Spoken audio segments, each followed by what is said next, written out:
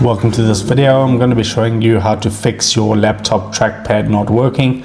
So if this does help you out, drop a like on the video, subscribe down below, and let's get into it. Okay, so if your laptop trackpad isn't working, you're putting your finger on it and the mouse isn't moving whatsoever, usually what has happened is some dirt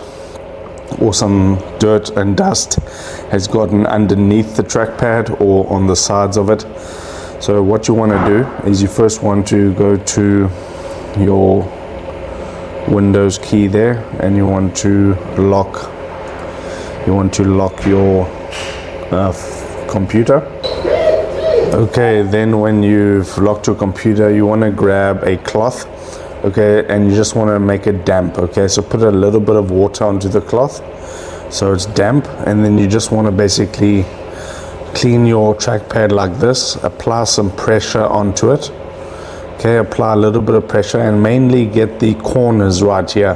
That's where the dust and stuff collects. So you want to get into all the corners, on the sides, on the top, on the left, and at the bottom, and keep doing that until your trackpad becomes alive again.